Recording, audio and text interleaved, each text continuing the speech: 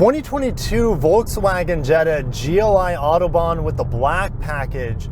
Is this 7th generation refreshed GLI better than its closest rival, the Honda Civic Si? Let's find out. The 7th generation Jetta came out in 2018 as a 2019 model year, and in 2022 we got a refresh. Now this GLI is the top performing of the Jetta. We have adaptive dampers on here, turbocharged 2-liter EA A88 engine. We'll talk more about that later. We have a limited slip diff.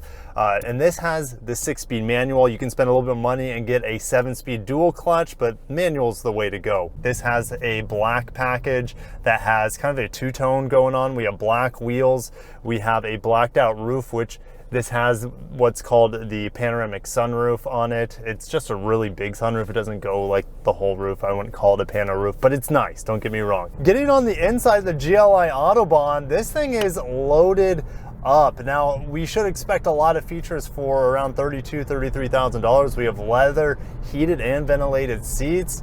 We have an upgraded Beats audio sound system. Man, this is the first Beats audio system I've heard in a car, and it sounds pretty dang good. We have the digital cockpit, so we have a 10-inch screen behind the steering wheel that is customizable, similar to like the Honda Civic Si, for example. We have this 8-inch screen over here that has Apple CarPlay, Android Auto, also wireless.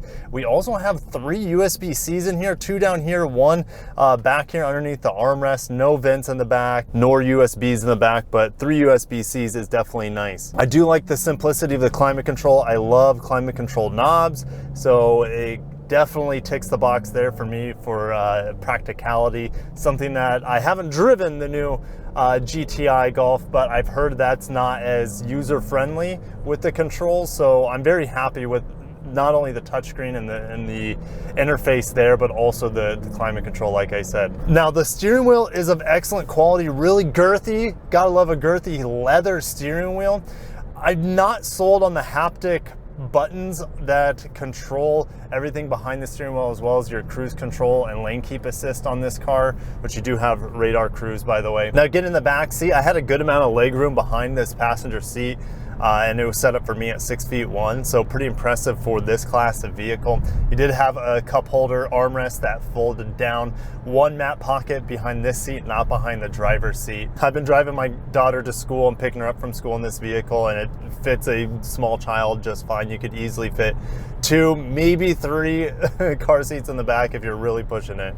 Now, for cargo capacity in the trunk, you have 15 cubic feet or so, and then it expands as you fold down the rear seats. So not quite as versatile, something like the Golf would be as a hot hatch, but you know, this gets the job done and is very competitive with the Civic in that regard. And lastly, there is a good amount of plastic in here. The dash is soft, the tops of the doors are soft, but the trim, this red accented trim, is kind of gaudy. It's not premium whatsoever, but we do have some nice stitching on the door inserts, so I do appreciate that. But the best thing about the GLI is not the exterior looks by any means, or the well-appointed interior.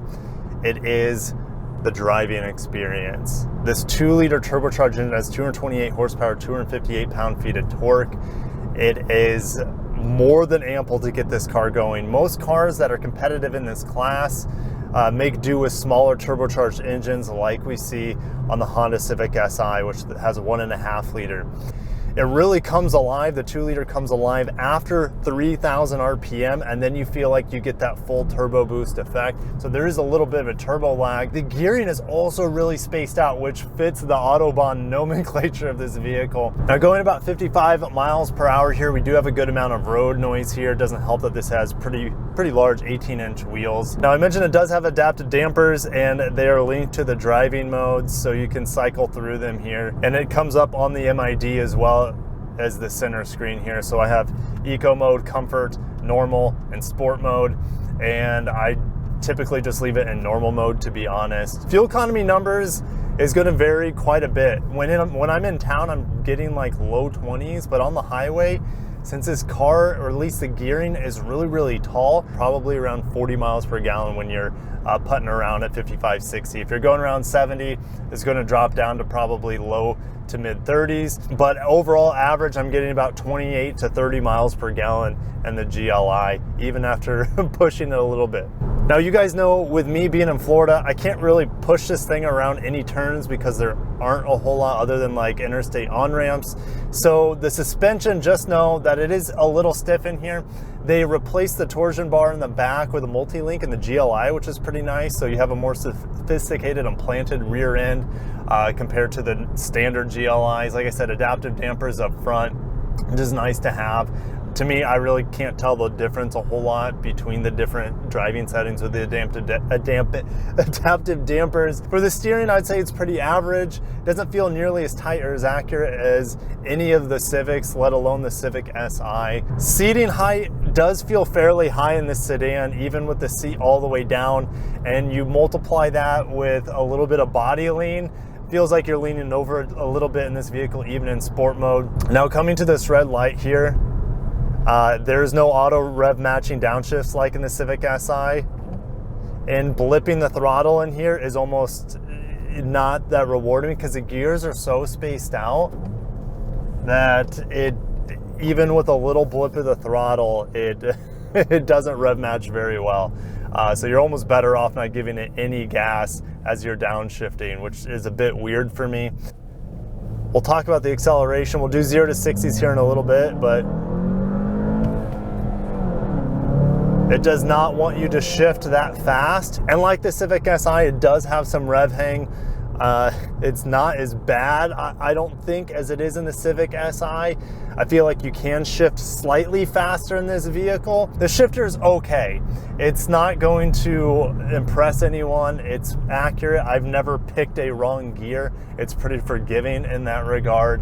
Taking it around the turn, pop it into third, accelerate out of it. But the gears are so tall. If you think you need to go into third gear, you need to go into second gear. Here's how it accelerates if you want to shift nice and gently. The clutch friction zone is right at the top of the pedals you pull off. And so we're just going to do like a normal acceleration here.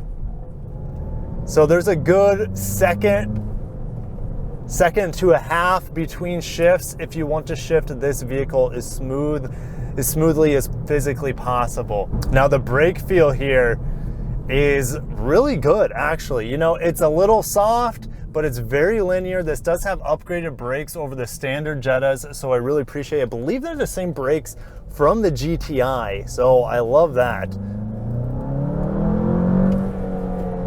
Oh, rev hang. Engine noise from this 2-liter is actually pretty subdued.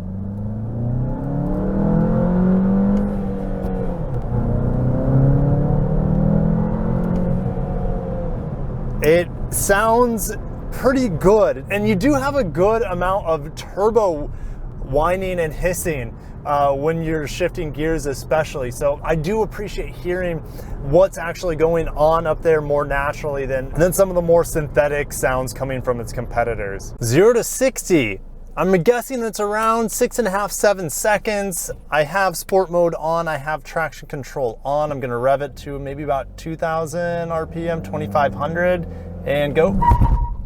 Traction control on, completely killed the... I didn't have... Okay, so the gearing is so tall. Okay, so 0 to 60 in 7.17 seconds. Again, I will have probably a little bit better chances with traction control off because it's not going to kill all my power in the beginning, but I'm probably going to have to rev it to maybe 2,000 at the max because I would just be spinning my wheels with front wheel drive burnouts. Front wheel drive burnouts feels like high school. Traction control off this time, about 2,000, and go. Didn't feel much better. Oh my gosh. And guys, the gearing is so tall here. It's not helping this car in acceleration, but nor are the tires, for example. These are not going to be the most sticky tires out there. And yeah, 0 to 60 in 7.05, and I don't expect it to be much faster than that, to be honest. Around 7 seconds, 0 to 60. I'm not gonna do it anymore. Second gear just goes on forever. And so the gearing does fit the Autobahn naming, as that it's so tall. You could probably cruise at like 100 miles an hour and still get like 30 miles per gallon. So 0 to 60 is not going to be this car's strong suit. You're going to be limited by surface conditions. You're going to be limited by the quality and compound of your tires. I mean, the weather right now is good, 82 degrees out here in South Florida. So it's not like it's overly hot or overly cold or anything like that. The tires are up to temperature. Don't even bother taking traction control off in this vehicle. It felt a little bit squirrely, a little bit unsafe with it off when I was pushing it to the max, so keep it on. So final thoughts on the Volkswagen Jetta GLI Autobahn.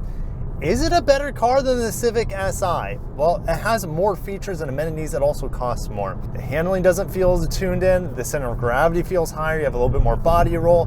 Brakes aren't quite as good. They're good, but the brake feels better in the Civic.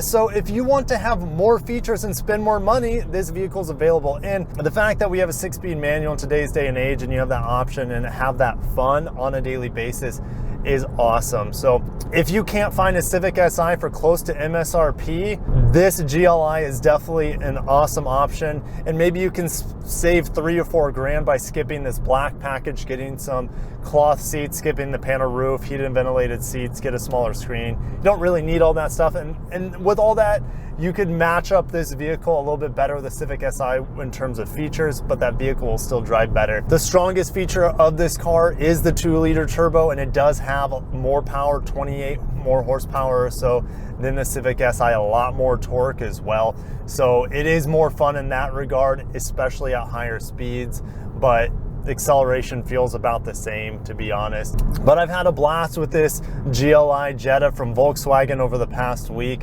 It handles well, it drives fun with the 6-speed manual.